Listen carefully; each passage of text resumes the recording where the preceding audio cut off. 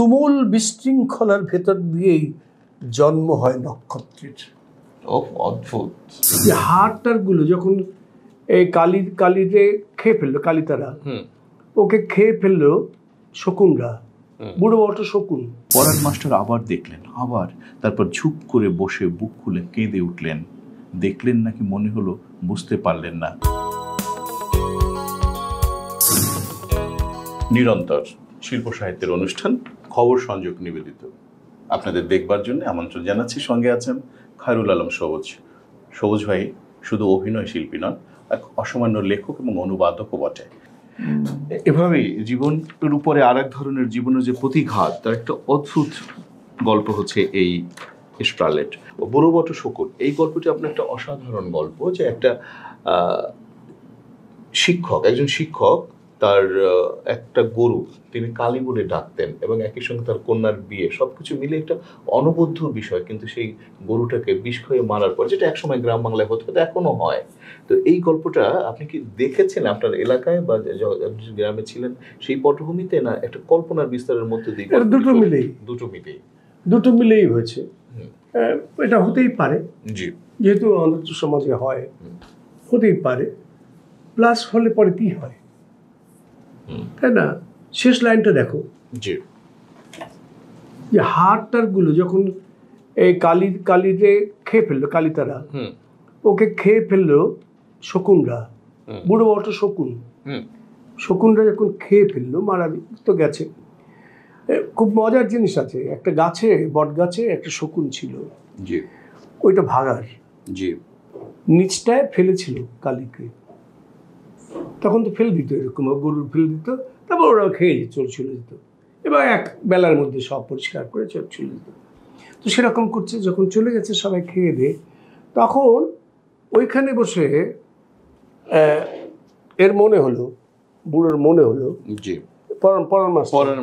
পরাণ মাস্টারের মনে হলো হাড়গোড়গুলো যেন এরকম করে, যে জাদুবস্ত্রবধার কথা বলছে না, হাড়গোড়গুলো যেন নিজে নিজে একত্র হয়ে যাচ্ছে, হয়ে যেন কি একটা তৈরি করে, এবং তৈরি করার পরে সে দেখতে পেল স্পষ্ট যা হয়েছে সেটা 56,000 বর্গ মাইলের একখানা মানচিত্র। বাহ! মানে এর মধ্য দিয়ে একটা মানুষের দীর্ঘশ্বাস, বেদনা এবং স্বপ্নের যে বিস্তার, তার একটা অসাধারণ মানচিত্র আপনি এঁকেছেন সত্যিকার অর্থে। শুধু দর্শক, আমি শেষের গল্পটির শেষের কয়েকটি লাইন আপনাদের পড়ে শোনাই। বিক্ষিপ্তভাবে ছড়িয়ে ছিটিয়ে থাকা কালির হাড়গুলো যেন মালার মতো জড়াজড়ি করে কিছু একটা তৈরি করছে। পরাণ মাস্টার আবার দেখলেন, আবার তারপর ঝুপ করে বসে বুক খুলে কেঁদে উঠলেন। দেখলেন নাকি মনে হলো বুঝতে পারলেন না। কোনো এক অদৃশ্য শক্তিতে যেন কালির হাড়গোড় দিয়ে আঁকা হচ্ছে প্রায় 56,000 বর্গ মাইলের একখানা মানচিত্র। গল্পের ভেতরে এভাবেই বাংলাদেশকে উদ্ভাসিত করে তোলা যায়, এবং সেটা খায়রুল আলম সবুজ দেখিয়েছেন বুড়ো বট ও শকুন গল্পে। সবুজ ভাই, অস্থি সঙ্গীত বনাম তৌহিদ হাসান, এই যে গল্পটি, ম্যাজিক রিয়েলিজম বলে একটা ব্যাপার আছে। তো আমার মনে হয়, আমি জানি না আপনার এই গল্পগুলো আমাদের দেশে যারা আলোচক কিংবা যারা এই জাতীয় ব্যবসা বাণিজ্য করে বেড়ায়, মানে ম্যাজিক রিয়েলিজম কিংবা ল্যাটিন আমেরিকার দর্শনে এখানে ঢুকাতে চায়, তারা আপনার এই গল্প বা আরো কয়েকটা গল্প পড়েছে কিনা? পড়ে নাই। পড়লে ওরা বুঝতো যে এটা কত আগে খায়রুল আলম সবুজ যে ব্যাপার, সেটা আমরা ছোটবেলায় গল্প আমরা করতাম। হ্যাঁ, ঠাকুরমার ঝুলিটা তো এক বিস্ময়কর ছিল না, তাই না? ছিল। আপনি কিভাবে অস্বীকার করবেন বিশদ সিন্ধু? এখনো পাহাড়ের ভিতরে হানিফার ঘোড়া এর চেয়ে কি হইতে পারে ম্যাজিক রিয়েলিজম? ম্যাজিক রিয়েলিজম, শোনো, আমি এমনও দেখেছি আমার বন্ধু বান্ধবদের মধ্যে, ম্যাজিক রিয়েলিজম শব্দটি যখন শুনলো, এই দুটো শব্দ, এই শব্দ শুনে তারা এতটাই উদ্বুদ্ধ হলো যে তারা ওইটা নিয়ে ম্যাজিক রিয়েলিজমের উপর গল্প লিখতে শুরু করেছে। আরে গল্প লেখা গল্পের মতো হয়ে যাবে, ম্যাজিক হবে কিনা সেটা তো পরের ব্যাপার। আচ্ছা, এই অস্থি সঙ্গীত বনাম তৌহিদ হাসান, এই গল্পের পটভূমি কোথায় পেয়েছেন? এইটা কি তোর ভাবি মাঝে মাঝে বলে আমাকে, কি করে ভাবি মাঝে মাঝে বলে, ফুল টুল ধরো না রাতে, ওর মধ্যে পোকা থাকে। আমি বলছি, পোকা তো পুরে থাকবেই। এটা একটা হতো কি, আমাদের এরকম একটা বোধ হয়েছিল আমার, যে জোয়ার জ্যোৎস্না থেকে গিয়ে তোমার একটা ফুটফুটে জ্যোৎস্না রাতে আমাদের জানলা দিয়ে জ্যোৎস্নাটা ঢুকতো, তা ঢুকলে বিছানার উপরে পড়তো, আর জানালার গ্রিলের যে এটা ওই ছবিটা ওখানে পড়তো, আমাদের গায়ের উপরেই পড়তো। তারপরে সেই সময় আমার একদিন মনে হলো যে আমি হয়তো শুয়ে আছি, আমার ভেতর থেকে আমার মতো আরেকটি ডুপ্লিকেট হয়ে গেলাম। আচ্ছা, আমি ডুপ্লিকেট হয়ে গেলাম, আমি বাইরে চলে গেলাম, তা জানলা দিয়ে বা গলিয়ে ছেড়ে বাইরে চলে গেল। গেলে পরে কী দেখবে সে, বাইরে কী দেখতে পারে সে? তখন দেখা গেল যে নানান রকমভাবে গল্প এগিয়ে যাচ্ছে, বিভিন্ন রাজ্যে, এখানে ওখানে নানান রকম কোথায়। তারপরে যেতে যেতে দেখা গেল একদল মানুষ, মানে কোথায় যেন মানুষকে আঁকড়ে এমনভাবে আছে, কামড়ে ধরে আছে, কেউ নড়তে পারে না। হ্যাঁ, এরকম কয়েকটা দৃশ্য দেখেছে সে, এবং শেষে গিয়ে একটা ওই সুচালু একটা জিনিসের সামনে গিয়ে সে ধাক্কা খেল, আর ধাক্কা খেলে তার ইটা আসলো, শক্তিটা, তার যে ওজনটা এতক্ষণ তো ভেসে বেরিয়েছে, ওই ওজনটা এলো, এরকম একটা চিন্তা তার মাথার মধ্যে এলো, এবং সে পড়ে গেল। এবং পড়ে যাওয়ার পরে তাকে হাতগুলো প্রসারিত করে ওই গজালোয়া কয় না গজালোয়া কয় না, ওই গজালোয়া রেখে ক্রাইস্টের মতো তাকে হাত দুটো করে ওখানে ফেললো। তখন সে চিৎকার করে বলছে, কেউ কি নাই? একজন মানুষ, একজন সত্য মানুষ কি নাই? এটা বলছে। তো এগুলো হয় কি, গল্পকারদের তো এসব জিনিস মাথার মধ্যে থাকে, অবশ্যই থাকে। তার দেশ ছাড়া তো আর সে নয়, তার মানুষ ছাড়া তো সে নয়। সে পায় কোত্থেকে? দেশ থেকে পায়, মানুষের কাছ থেকে পায়, তার বোধের জায়গা থেকে পায়, রাজনীতি থেকে পায়, রাজনীতি থেকে, ভালোবাসা থেকে পায়। সবুজ ভাই, আপনি তো নিজের গল্প লিখেছেন, উপন্যাস লিখেছেন, প্রচুর অনুবাদও করেছেন, বিশেষ করে নাটক। আমি যতদূর জানি আপনার প্রায় 30টার মতো নাটক আপনি অনুবাদ করেছেন সারা পৃথিবীর বড় বড় নাট্যকারদের, যেমন আমার হাতে আছে যা আনুয়েল আন্তেগনি, ইবসেনের নোরা, হেনরিক ইবসেনের নোরা। এটা হলো কি তোমার নোরাটাকে আমি বাংলায় নোরাই রেখেছি, ডলস হাউস। ডলস হাউসকে আমি আর ওই যে পুতুলের সংসার টংসার এইসব করে দেই। আমি নোরাকে আমি দেখেছি, she is the first lady, যে নারী ইসের কথা বলেছে, অধিকারের কথা বলেছে, ঘর থেকে বেরিয়ে চলে গেছে, এই সেই ব্যাপারটি বিশ্বসাহিত্য কেন্দ্র থেকে প্রকাশিত হয়েছে।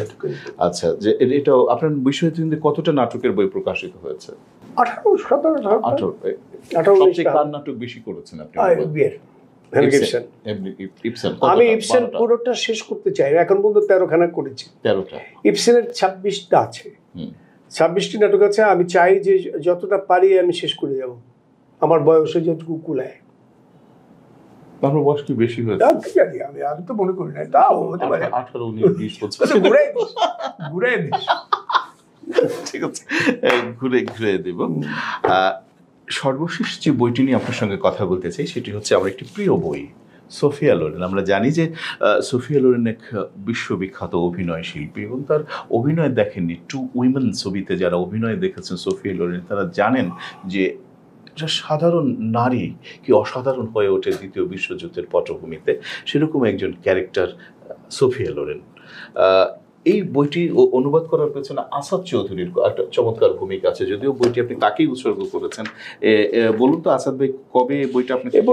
বইটি আসাদ ভাই কবে সেটা মনে নেই, কিন্তু বইটি মানে আমেরিকায় গিয়েছিলেন, ওখান থেকে ফিরে এসে বইটি আমাকে দিলেন, বলতে তুমি এই বইটা রাখো, জাস্ট রাখো মানে পড়ো।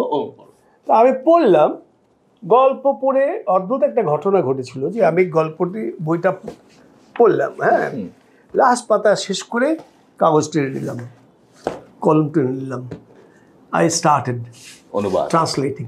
আচ্ছা, আমি একটা মুহূর্ত সময় লাগেনি, আমার লাস্ট পেজ শেষ হয়েছে, আমি কাগজ টেনে নিয়েছি, নিয়ে লিখতে শুরু করলাম, কারণ এত শক্তি এই বইয়ের। আমরা সোফিয়া লোরেনের অভিনয় দেখে মুগ্ধ হই, কিন্তু তার জীবনটা তো আমরা জানি না যে কি ভয়ঙ্কর দারিদ্র্যের ভেতর থেকে, লড়াইয়ের ভেতর থেকে, এমনকি তার পিতৃত্বকে কিনতে হয়েছে তার পিতার কাছ থেকে। তার দুঃখগুলোকে মানুষ হাসে, অনেকেই মানে বুঝতে পারে না তো, তার যে জীবনের সংগ্রামটা এটা ভালো করে বুঝতে পারে না। ওরা নর্মালি যেটা বোঝে সেটাই বোঝে, জি এবং তাকে নিয়ে যেটা করে সেটা হলে গিয়ে যে সে মানে এমনভাবে ফিল্ম করেছে যেখানে কাপড় চোপড় কম থাকে শরীরের উপরে, এই এই দৃষ্টিভঙ্গিতে দেখেছে। কিন্তু এর যে কি ডিপ ফিলসফি, কি গভীর ফিলসফি নিয়ে তার জীবন এবং সে যেটা যাপন করেছে এবং বিশ্বাস করে করেছে, অসামান্য অভিনেত্রী, চিন্তা করা যায় না।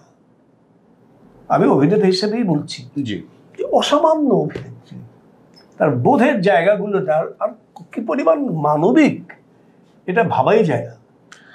এবং দেখুন একজন শিল্পীকে শিল্পী হয়ে উঠবার জন্য অনেকেই তাকে হেল্প করে বা করতে হয়।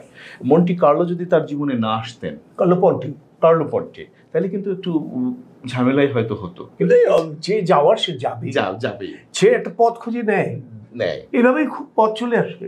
তবুও এই মানুষটি পেছনে ছিলেন অবশ্যই, এবং তাদের সম্পর্কটা ছিল সাংঘাতিক। অনেকদিন, তাদের বয়সে 20 বছরের বেশি তাদের বয়সের ডিফারেন্স, কিন্তু অদ্ভুতভাবে সে এখানে বড় মজা একটা জিনিস বলছে, তার বাবা তো ওইরকমভাবে তাকে আর গ্রহণ করে নাই বা হয় না এই পুরো ব্যাপারটি, কিন্তু কার্লো পন্টিকে সে বাবার ফিগারের মতোই রেখেছে।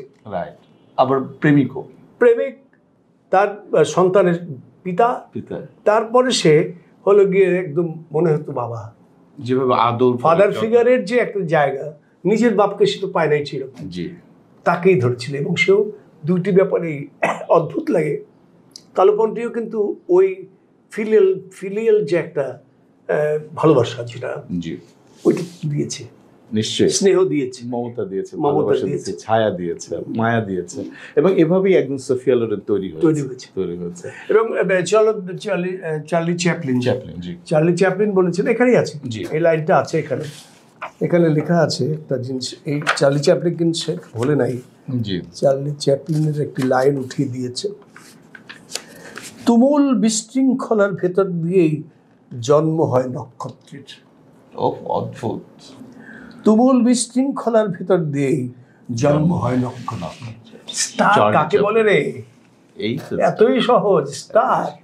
যাই হোক, এই বইটি অনেকদিন ধরে পাঠকদের কাছে নেই। আমি শুনতে পেয়েছি যে বইটি খুব শীঘ্রই আবার আসবে, এবং এটা বেঙ্গল বুকস থেকে বোধহয় আসার একটা পরিকল্পনা তৈরি হয়েছে। এবং আমি আরো ধারণা করি যে এই বইটি যদি বেঙ্গল বুকস থেকে আসে, এখন যে অবয়ব করতে পারবে, এখন যে অবয়ব এবং এখন যে তার চেয়ে আরো অনেক পরিশীলিত, সমুদ্রিত এবং সুদৃষ্টি নন্দন সম্পন্ন একটা বই আমরা পাবো। ঠিক আছে, সেটার জন্য অপেক্ষা করছি। শুধু দর্শক, সবুজ ভাই, আপনি তো শিল্পের সমস্ত জায়গায় পা রেখেছেন। শুরুতেই বলছিলেন যে জীবন মানেই তো শিল্প। আপনি গল্প লিখেছেন, উপন্যাস লিখেছেন, অনুবাদ করেছেন, কবিতাও লিখেছেন। না, কবিতা তুলে আমার জন্মের পর থেকে কবিতা, অর্থাৎ কবিতা নিয়ে আপনার জন্ম। এখানে আমাদের একটা বই আছে, জলপাই পাতা ঝরেছিল। আমরা অনুষ্ঠান শেষের দিকে যাচ্ছি, তার আগে আরেকটা প্রশ্ন আপনাকে। শুরুতেই যেটা আপনার সঙ্গে বলছিলাম সেটা হচ্ছে এই জ্বালা প্রসঙ্গে আপনি অনেকদিন ধরে গল্প লিখছেন না। হ্যাঁ, গল্প লেখাটা হয় না মানে কি, দেখো, গল্প লেখার জন্য যে পরিবেশটি দরকার, গল্প লেখার জন্য আমার যে মনের স্থিরতা দরকার, সেটা আমি অনেকদিন ধরে পাই না। কোনোকে একটু একটু করে তো আগাতে হয়, সেটা পাই না বলে লিখতে গেলে আমার মানে লেখার ইচ্ছাটাই আসে না। একটা জিনিস তোমাকে আমি বলি, আমি কিছুই লিখি না যতক্ষণ পর্যন্ত আমার অন্তর না বলে, আমার মন যতক্ষণ পর্যন্ত সায় না দেবে তখন তো বলে আমি কিছুই লিখি না। আমার এতগুলো সব কিছু লেখার কারণটা হলো এই যে কখনো ইচ্ছে হলো যে আমি অনুবাদ করি, তো অনুবাদ করছি, ওই অনুবাদ করার মধ্যে ইচ্ছে হলো না একটা কবিতা লিখি। ধরলাম একটা কবিতা লিখলাম, কবিতায় হচ্ছে না জিনিসটা, কি লিখতে হবে, একটা গল্প লেখো এটা দিয়ে, না আমি গল্পে চলে যাই। এইরকম কিন্তু এরকম আমার ডালপালা দিয়ে একদিকে টুনি পাখি দেখছিস, টুনিরা কি করে, ওরা যে এত অস্থির পাখি, এবং ও একটা ছোট্ট গাছের মধ্যে বারবার এখান থেকে ওখান থেকে এখানে, ওখান থেকে স্থির থাকে না, ওটা কঠিন একটা ব্যবস্থা। আমার মতে বলে টুনির একটা ব্যাপার আছে।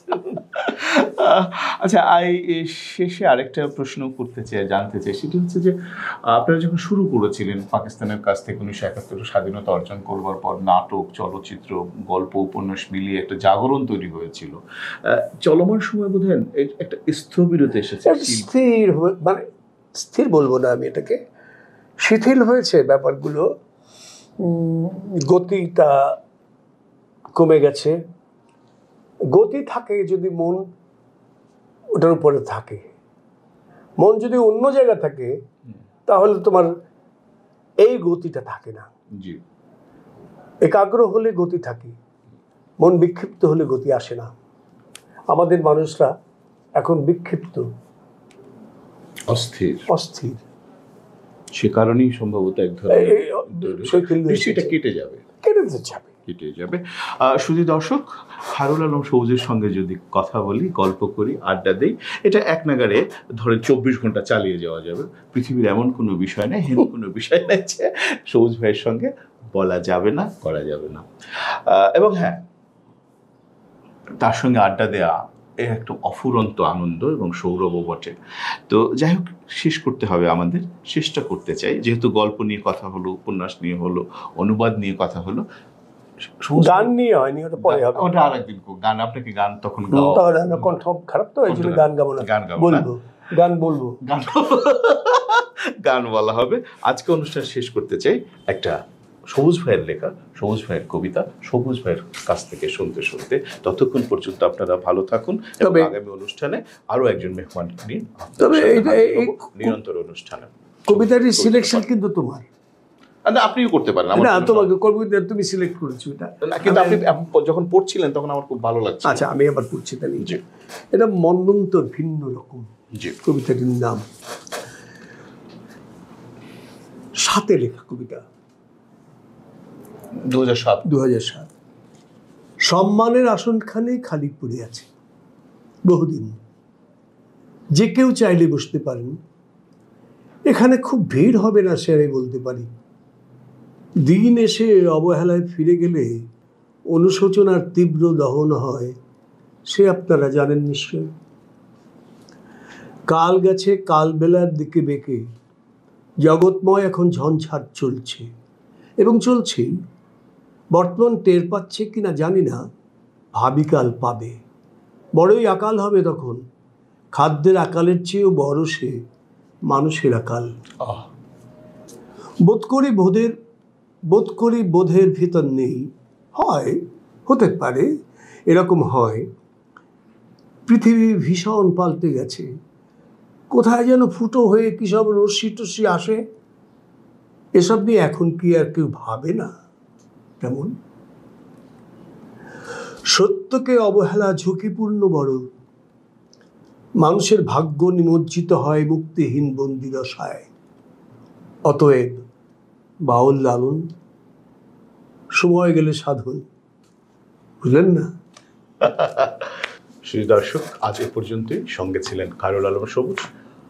আগামী অনুষ্ঠানে অন্য কোনো মেহমানকে নিয়ে আবার হাজির হব নিরন্তর অনুষ্ঠানে। ততক্ষণ ভালো থাকুন, সুন্দর থাকুন, কুশলে থাকুন।